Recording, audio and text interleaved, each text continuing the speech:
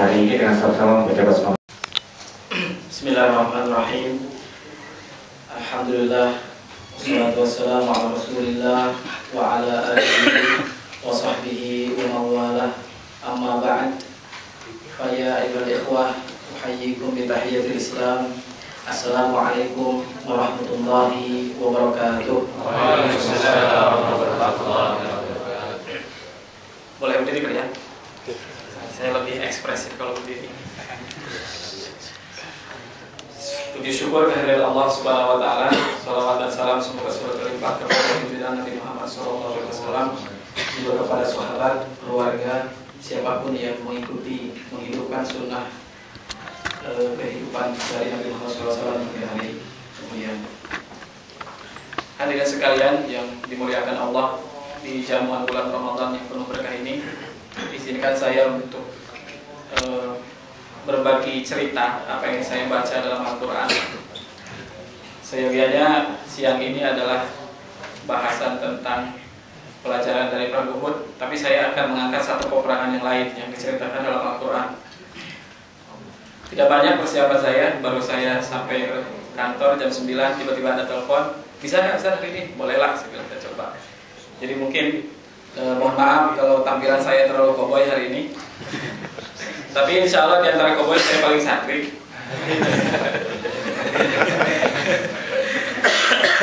Yang terpenting cerita yang akan saya sampaikan.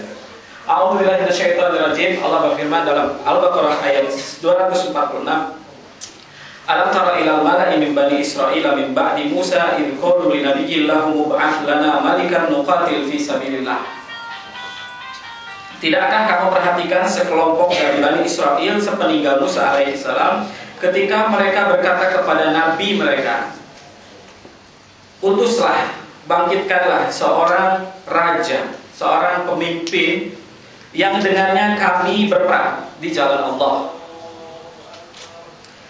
Qala hal asaitum in kutiba alaikumul qitalu alla tuqatilu. Dia berkata, nabi itu, riwayat yang paling kuat yang saya baca dalam tafsir-tafsir para mufassir, nabi yang dimaksud bernama Nabi Samuel. Jadi Samuel itu nama nabi loh, jangan sembarangan. Jadi ngasih nama anak Samuel, Daniel itu nama-nama nabi.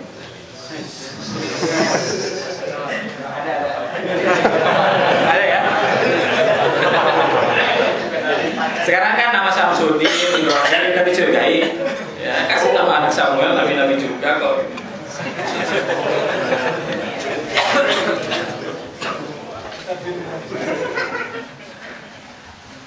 Kalau dia berkata, hal asaitum in kutiba alaikumul qitalu alla tuqatilu. Aku khawatir jika diwajibkan perang atas kalian, kalian malah tidak mau berperang. Qalu wa malana alla nuqatila. Mereka berkata, bagaimana kita tidak berperang fi sabilillah di jalan Allah, wa qad ukhrijna, dan kami telah diusir min diyarina, dari rumah-rumah kami, wa abnaina, dipisahkan dari anak-anak kami. Falamma kutiba alaihimul qitalu tawallaw illa qalilan minhum. Ketika diwajibkan peperangan atas mereka, betul kata Nabi itu, ternyata mereka berpaling, kecuali sedikit saja, dan Allah Maha tahu atas orang-orang yang zalim. Ayat selanjutnya Nabi Samuel berkata, jadi kan Nabi Samuel ini sebagai orang soleh di kalangan Bani Israel. Ceritanya waktu itu negara lagi guncang, lagi goro-goro, bencana di dalam hebat, kerajaan dikuasai oleh orang-orang yang zalim dan korup, juga ancaman dari luar negeri. Tinggal selangkah lagi negara itu akan dihancurkan oleh bala tentara Jalut. Kalau kita mengenal Goliat. Nabi itu berkata, oke, saya akan berdoa kepada Allah supaya Allah tunjuk pemimpin. Yang datang kepada Nabi ini adalah mereka para elit negeri itu, dari kalangan bangsawan, dari kalangan keluarga kerajaan, dari politisi, dari bisnismen, semua datang kepada Nabi Samuel karena mereka tahu kondisi seperti ini tidak ada yang mungkin bisa menyelamatkan kecuali orang soleh atas doanya. Ada sebuah hadis nanti saya bacakan di akhir cerita bagaimana orang soleh itu bisa menangkal bencana, bisa menangkal bala yang Allah akan turunkan. Pagi harinya Nabi Samuel berkata, Allah sudah menunjuk Tolut sebagai pemimpin kalian. Terkejutlah mereka yang datang, karena mereka berharap bahwa yang ditunjuk itu salah satu dari mereka. Apakah Allah akan menunjuk dari kalangan bangsawan, dari keturunan Nabi, atau dari kalangan bisnis, atau dari kalangan politisi? Ternyata Allah menunjuk seorang Tolut. Tolut siapa? Tolut itu seorang petani, tinggal di kampung, tidak tahu peradaban, ya. Sehingga ketika ditunjuk mereka enggan untuk menerima keputusan Allah ini. Sampai di sini mukjizat Allah harus nampak kepada Yahudi sebagai bukti kebenaran penunjukan Tolut sebagai raja. Tolut berkata, Inna ayata mulkihi ayatiyakumut tabutu fihi sakinatun min rabbikum. Sesungguhnya tanda kekuasaan Tolut itu, dia akan membawa tabut. Fihi, di dalam tabut itu, sakinatun, ketenangan, min rabbikum, dari sisi Tuhan kalian, wa baqiyatum mimma taraka alu Musa wa alu Harun, dan peninggalan keluarga Musa dan Harun. Diceritakan bahwa tabut itu sebuah peti yang di dalamnya ada potongan-potongan lauh, the Ten Commandment yang diterima Musa di Bukit Sinai. Kemudian ada tongkatnya, kemudian ada pakaiannya, dan beberapa benda lain yang diabadikan dalam sebuah peti. Nanti tentang tabut saya simpan dulu karena cerita tabut panjang sekali. Yang jelas, ketika seorang Yahudi memegang tabut, itu adalah tanda supremasi mereka atas kaumnya.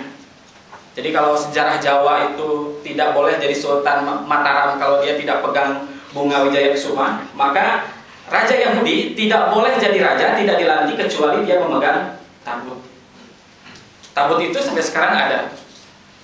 Bukti paling konkret bagaimana mereka sangat terobsesi untuk memiliki tabut ini. Bisa dilihat, aneh juga nih, udah tampilannya koboi, saya nyebut marojinya aneh.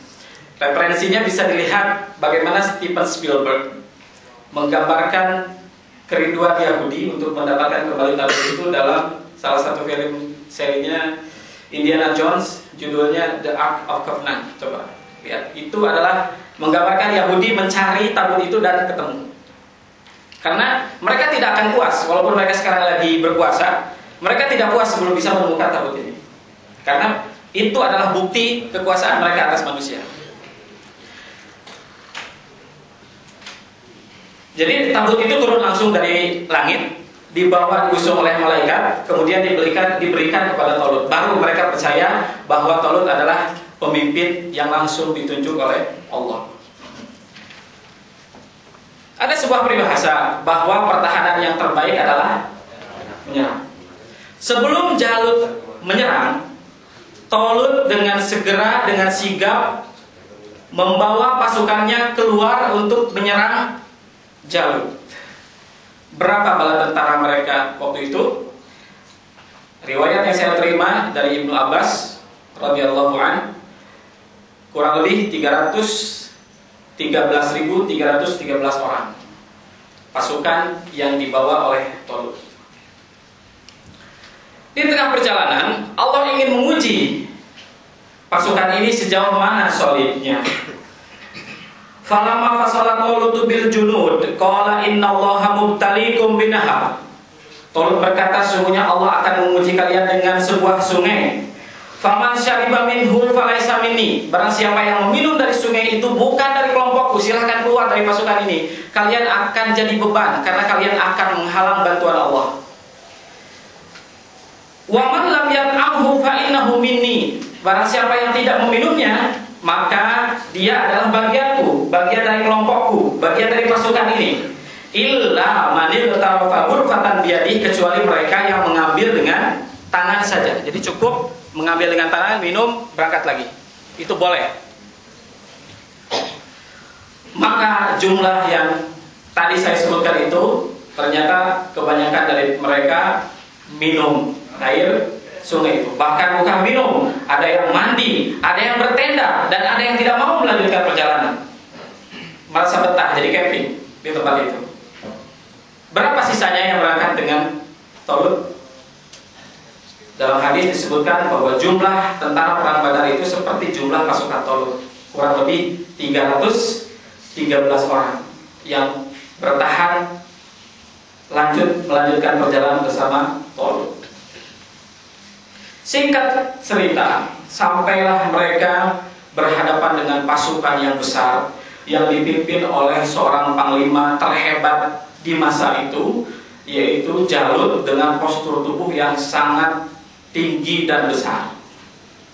Ketika pasukan berhadapan-hadapan, Jalut keluar dari pasukannya dan mengatakan, sebelum peperangan ini kita mulai, saya menantang duel salah seorang dari kalian untuk perang tanding. Siapa yang mau melawan saya? Pasukan Talut ketika itu gemetaran. Jangankan nafsu berperang, yang ada perbekalan sudah habis, perut kosong, badan kering kerontang, pakaian sudah compang-camping karena jauh perjalanan. Semua tidak ada yang menjawab, senyap. Kedua kali Jalut menawarkan tantangannya, siapa yang akan melawan saya? Masih terdiam.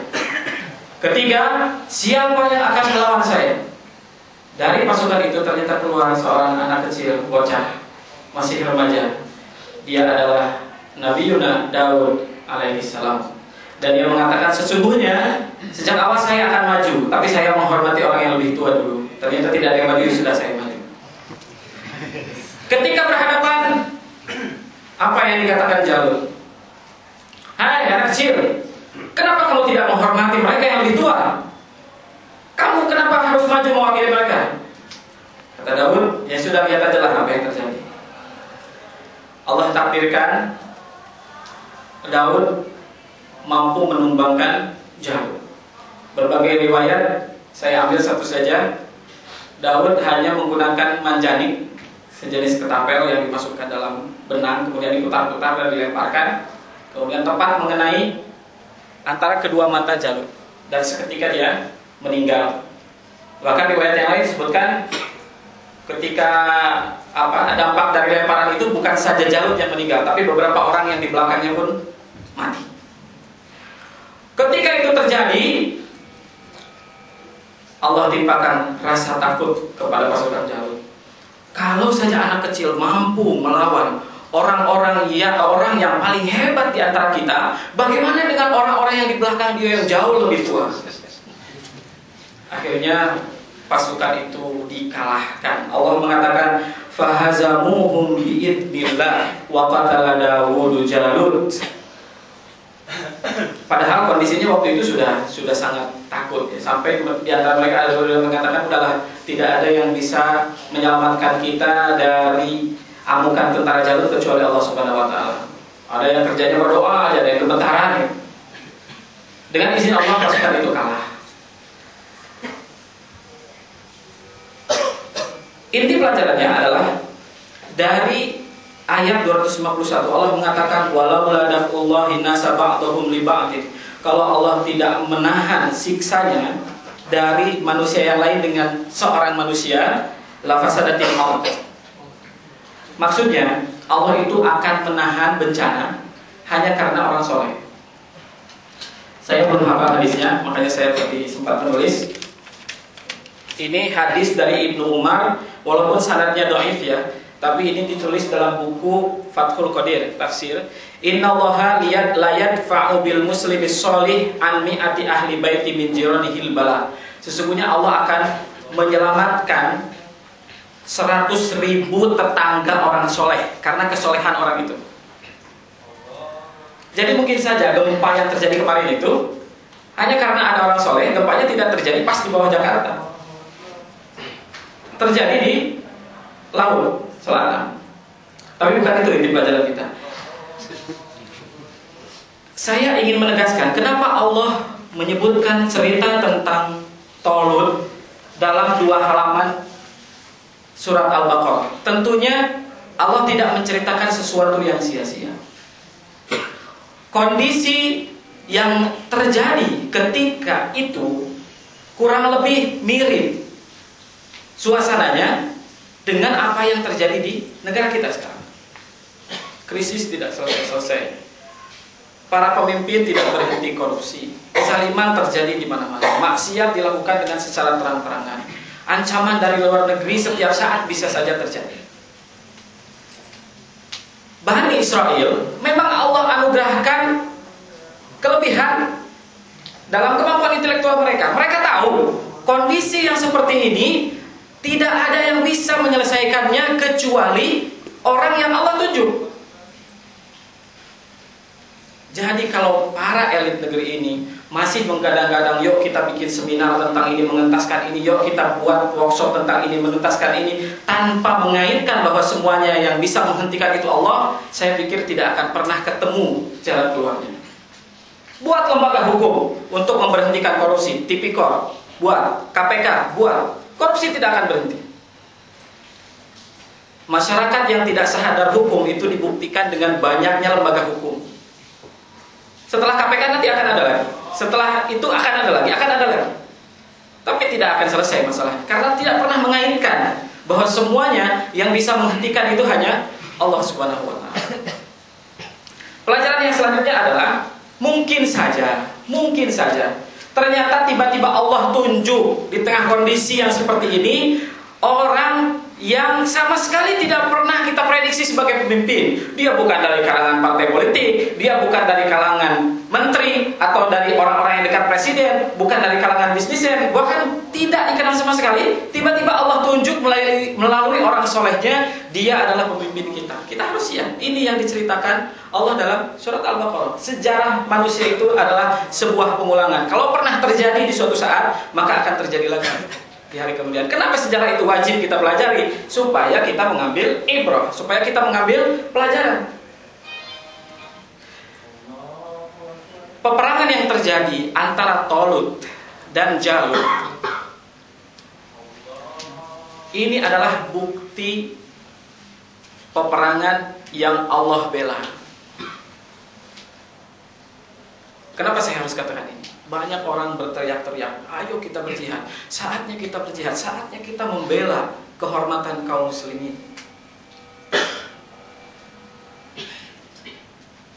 Tidak ada peperangan yang dimenangkan oleh kelompok Allah, oleh kelompok Islam lah katakan, kecuali kemenangan itu diraih dengan keajaiban, dengan miracle.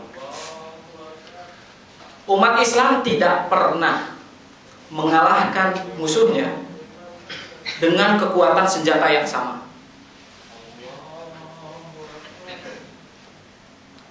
Kalau umat Islam berhasil mengalahkan musuhnya dengan kekuatan senjata yang sama aja. Apa hebatnya Islam? Nggak ada dong. Peperangan itu hanya terbunuh Jalut dengan beberapa orang temannya. Allah menangkan kelompok yang kecil yang jumlah 313. Diulangi lagi cerita itu di zaman perang Badar.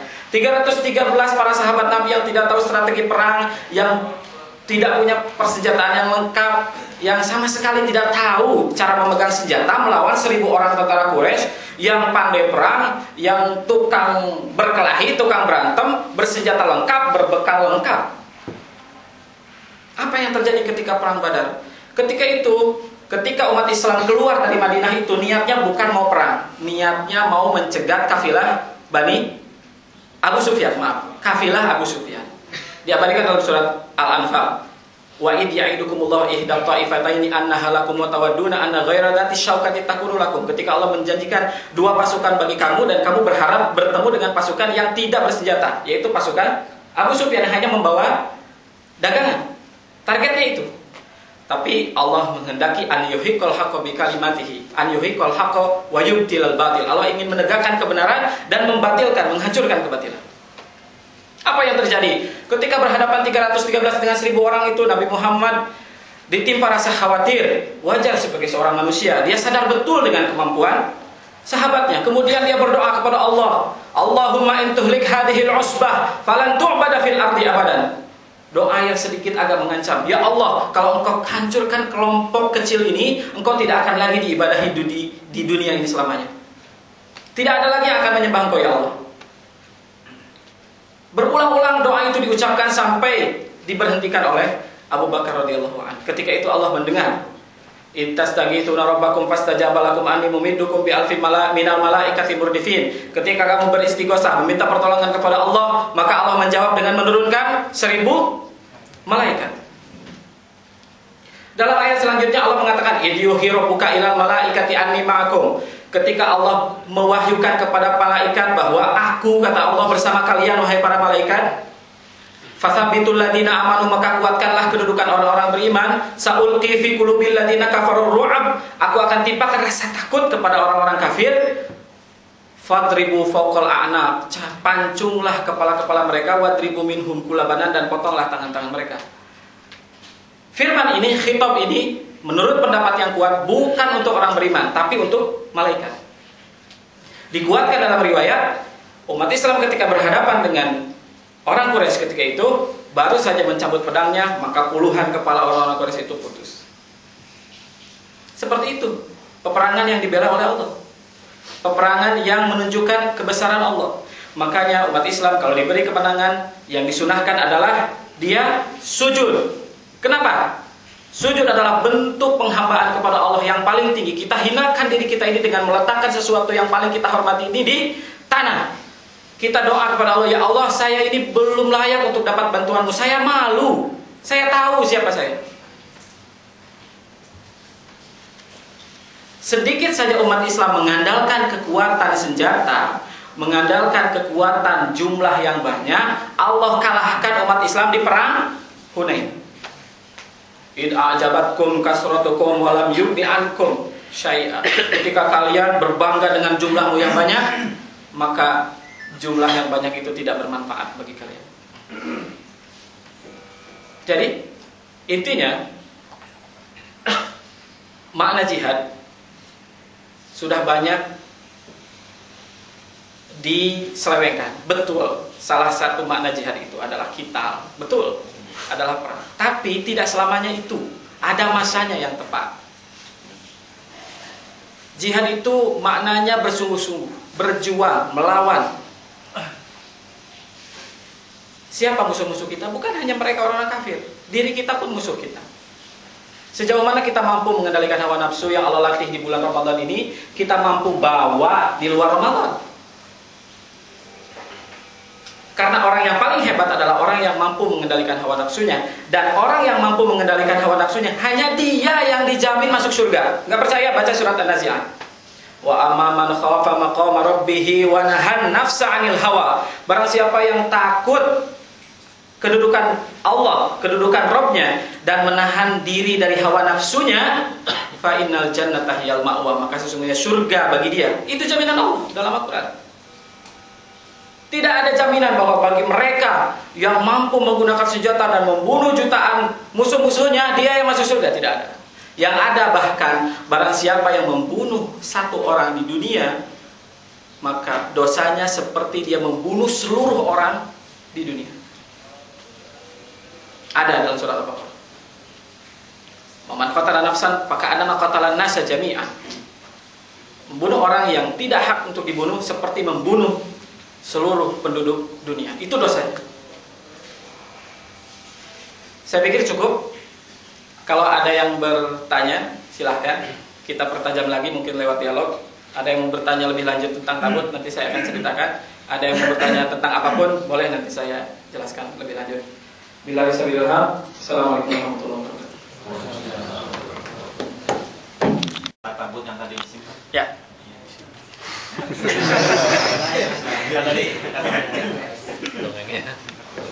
Ya, sekali lagi, tabut itu adalah sebuah benda peti. Di dalamnya ada peninggalan Nabi Musa, Nabi Harun, sebagai bukti kekuasaan Yahudi atas umat manusia. Di zaman itu atau sampai sekarang? Sampai kapanpun, mereka meyakini itu. Kalau di kita, keyakinan kita. Kenapa? Kalau Ajaran Islam? Enggak sama sekali. Ini keyakinan Yahudi. Ini keyakinan Yahudi. Ada satu novel yang menarik buat saya. Dia menyampaikan cerita tabut itu seperti gaya Dan Brown menceritakan hakikat agama Nasrani dalam bukunya, dalam novelnya Da Vinci Code, kemudian Angel and Demons yang sudah ada filmnya ya. Orang ini masih muda, mahasiswa Unpad, lahir tahun 80. Dia menceritakan tentang bergairahnya seseorang mencari tabut itu. Memang dia sampaikan bentuk fiksi cerita, tapi fakta-fakta yang ada di dalamnya saya sudah buktikan, saya searching di internet, semuanya ada. Tabut itu ketika dipegang oleh Tolut diwariskan kepada Daud. Saya mungkin tadi tidak cerita. Allah ingin mengajarkan kepada kita bahwa orang soleh itu mungkin saja tersalah, dan sekali berbuat kesalahan bisa fatal. Tolut ketika dia berhasil dan menjadi raja, seharusnya dia memberikan kekuasaannya kepada Daud, karena Daud adalah nabi yang dijanjikan. Timbul waswasatus syaitan, bisikan syaitan ketika itu kepada Tolut supaya jangan memberikan kekuasaan itu. Padahal Daud sudah dinikahkan dengan salah satu anaknya. Daud karena mendapat perintah dari Allah, mendapat wahyu dari Allah, maka tidak ada jalan lain kecuali dia perangi Tolut sampai berhasil dikalahkan dan tabutnya berhasil direbut. Yang terjadi ketika itu, Tolut sangat menyesal luar biasa. Seumur hidupnya dia sisakan waktunya hanya untuk menyendiri dan menangis. Bahkan sampai-sampai diceritakan dalam tafsir itu, bekas guratan nangisnya itu nampak sampai dia mati. Tiap hari dia mencari seorang ulama, bertanya kepada ulama ini, mungkin gak pintu taubat Allah untuk saya masih terbuka? Kebanyakan ulama tidak bisa menjawab, tidak tahu. Sampai akhirnya dia ketemu dengan seorang ulama dan mengatakan ulama itu, tobat kamu masih bisa diterima asal kamu bergabung menjadi prajurit di tentara Daud, kemudian kamu berperang untuknya sampai kamu terbunuh. Akhirnya itu terjadi dan tobatnya Tolut diterima. Daud meninggal, kekuasaannya diwariskan kepada anaknya siapa? Nabi Sulaiman. Masalah terjadi ketika Nabi Sulaiman menikahi Ratu Saba, Balqis. Memang luput dari perhatian kita tentang siapa Saba, di mana itu Saba. Yang jelas Al-Quran banyak menyebut cerita tentang Saba. Di dalam novel itu dikatakan bahwa Saba itu adalah sebuah kerajaan luas yang salah satu peninggalannya adalah bendungan Ma'rib di Yaman, tapi pusat kerajaannya bukan di situ, di Ethiopia. Banyak bukti-bukti arkeologis yang menguatkan pendapat ini. Berarti kesimpulannya, Balqis itu adalah seorang negro. Dia melahirkan seorang anak bernama Menelik. Nah, Menelik ini tidak diterima di kalangan Yahudi. Bahkan menurut cerita, Balqis pun tidak betah tinggal di istana Sulaiman. Dia pulang ke negerinya. Menelik tumbuh di istana ayahnya. Nabi Sulaiman meninggal. Nabi Sulaiman tidak mewariskan tabut itu kepada siapapun, tapi dia katanya menuliskan surat wasiat supaya nanti Menelik ketika besar, tabut itu diberikan kepada dia. Nah, cerita-cerita yang dikarang-karang oleh Yahudi, Menelik ini membunuh para penjaga tabut itu, kemudian membawa lari ke Ethiopia dan disimpan di sana. Nah, dinasti Solomon ini, yang keturunan Nabi Sulaiman ini, bertahan sampai 3000 tahun. Mereka hancur, itu dihancurkan oleh Yahudi tahun 1974 baru. Jadi ternyata ada sebuah dinasti yang lama tua di dunia yang bertahan sampai 3000 tahun itu di sana. Nah, apakah tabut itu masih di sana? Menarik, ternyata salah seorang raja Nabi Sulaiman ini masuk Islam. Siapa? Nabi sampai sholat goib. Awal disyariatkan sholat goib itu karena kematian dia. Najasyi, Neges. Najasyi ini adalah raja yang menerima kelompok Ja'far bin Abi Thalib, jumlahnya 73 orang ketika berhijrah ke Habasyah. Kemudian disusul oleh utusan Quraisy Amr bin As supaya dengan harapan Najasyi ini mengusir umat Islam dari sana karena mereka mau meminta suaka politik. Ternyata dalam perdebatan di depan rajanya itu Amr bin As kalah, ya. Dan Ja'far bin Abi Thalib diterima dengan baik. Bahkan Najasyi masuk Islam. Dia bandingkan dalam surat apa saya lupa, yang mengatakan bahwa sebagian dari orang Nasrani itu ada yang lembut hatinya ketika dibacakan Al-Quran itu dia menetes air matanya dan macam-macam. Nah, Rasulullah sampai sholat. Padahal Rasulullah menghargai orang itu bukan karena kedudukannya, tapi karena kedudukan dia di sisi Allah. Pernah ada suatu cerita Nabi Muhammad marah karena tidak diberitahu penyapu jalanan yang menuju masjidnya itu meninggal, seorang nenek-nenek tua. Dia marah karena dia ingin menyolatkan langsung. Jadi kalau dia menyolatkan gaib Najasyi, berarti kedudukan dia itu memang tinggi di sisi Allah.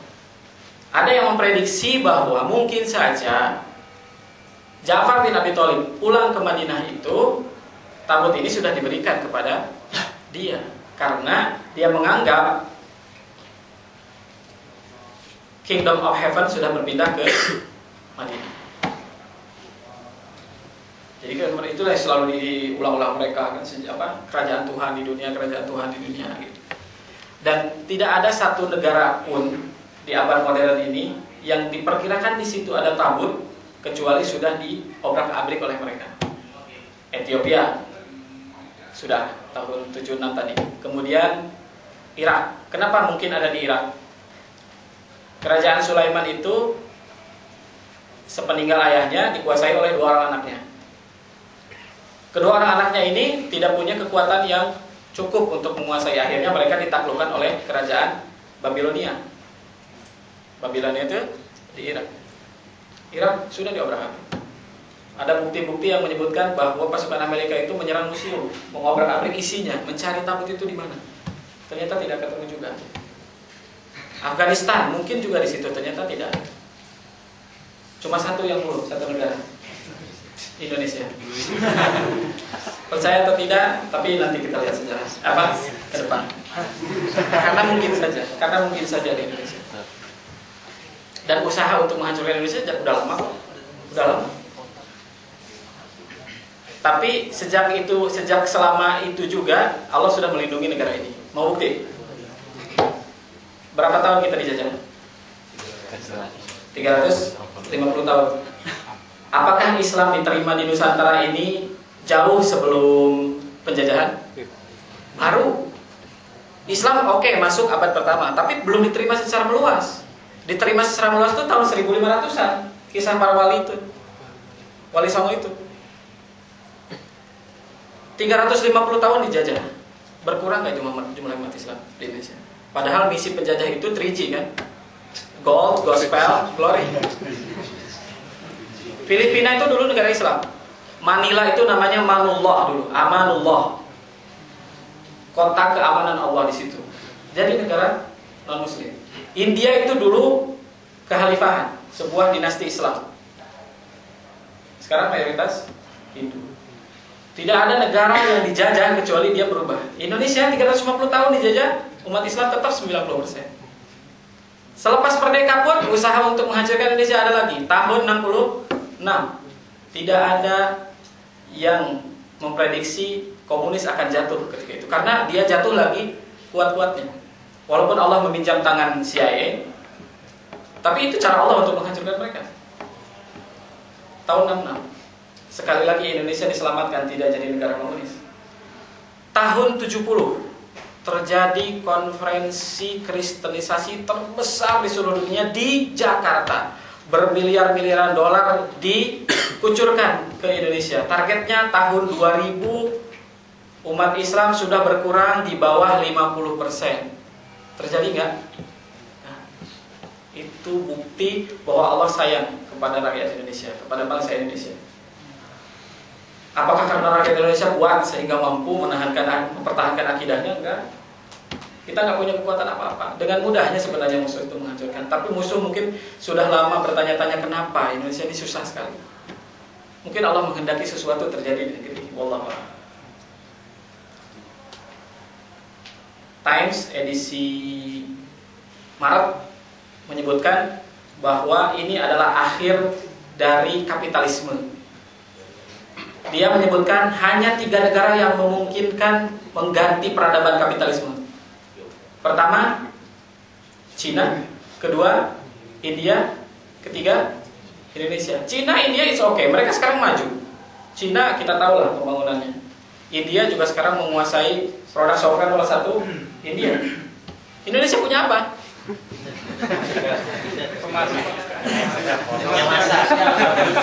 Kekayaan alamnya aja tidak pernah berhasil dinikmati oleh orangnya. Kenapa Yahudi Times, kalau bicara Times itu Yahudi, kenapa Yahudi memprediksi bahwa mungkin saja Indonesia mengganti peradaban yang sudah diambang kehancuran ini?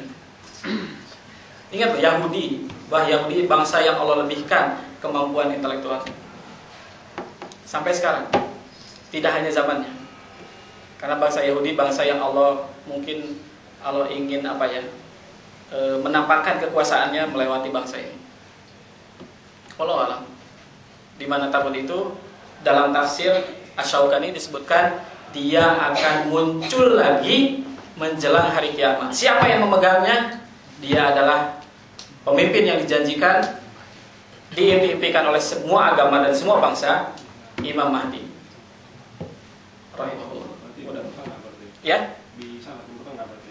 Imam Mahdi dibaiat di Mekah. Tapi belum tentu dia orang Saudi.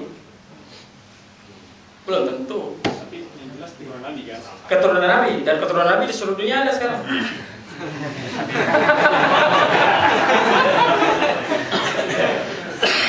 Keturunan Nabi 2 kali mengalami pembantaian. Nabi sudah prediksikan itu dan sudah diberitahukan. Hadis dari Abu Dawud diriwayatkan oleh sahabat Thauban.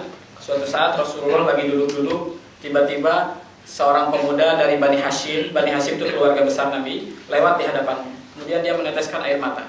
Ya Rasul, kenapa? Rasul mengatakan, saya melihat di masa depan anak-anakku, keturunanku semua akan dibantai, dibunuh, diusir. Terjadi. Pertama di zaman berdirinya Bani Umayyah. Sayyiduna Husain radhiyallahu an dipenggal. Abdullah bin Zubair disalib. Dan terjadi lagi di abad modern pengusiran yang sama. Saya pernah dialog dengan orang Saudi. Di Saudi itu keturunan Rasulullah cuma 1 keluarga aja. Dia disebut Ashrafus Suudiyah. Dia tinggal di Mekah. Kenapa tinggal di Mekah? Karena dia memegang kunci Ka'bah dan yang berhak mengeksplorasi air Zam-Zam dan memberikannya kepada para hujjaj. Selain mereka tidak boleh. Karena Rasul sudah mengatakan tidak ada seorang raja pun yang merebut kunci ini dari mereka kecuali raja yang zalim. Raja-raja Saudi tidak berani, takut disebut raja zalim. Walaupun banyak yang zalim juga. Wallahu a'lam. Kita akan menyaksikan mungkin dalam waktu yang tidak lama insyaallah.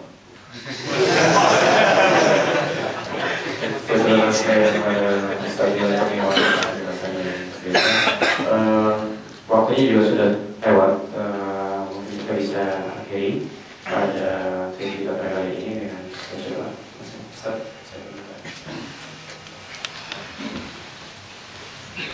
Bismillahirrahmanirrahim. Alhamdulillahi hamdan yuwafi ni'amahu wa yukafi'u mazidah. Ya Rabbana alhamdu kama yanbaghi li jalali wajhikal karim wa 'azimi sultan. Rabbana la tuzigh qulubana ba'da idh hadaytana wa hab lana min ladunka rahmah innaka antal wahhab. Rabbana hab lana min azwajina wa dhurriyyatina qurrata a'yunin waj'alna lil muttaqina imama. Rabbana ighfir lana wa liwalidina warhamhuma kama rabbayana shighara. Rabbana ighfir lana waghfir ummata Muhammad. Rabbana irhamna warhamna ummata Muhammad. Allahumma taqabbal minna salatana wa siyamana wa qiyamana wa ruku'ana wa sujudana wa tilawatana wa takhashshu'ana wa tadarru'ana bi rahmatika ya arhamar rahimin. Allahumma inna nas'aluka ridhaka wal jannah wa na'udzubika min sakhatika wan nar. Allahumma innaka 'afuwun karim tuhibbul 'afwa fa'fu anna ya karim. Rabbana atina fid dunya hasanah wa fil akhirati hasanah wa qina adzabannar. Wassalamualaikum warahmatullahi wabarakatuh. Selamat dengan doa untuk majelis.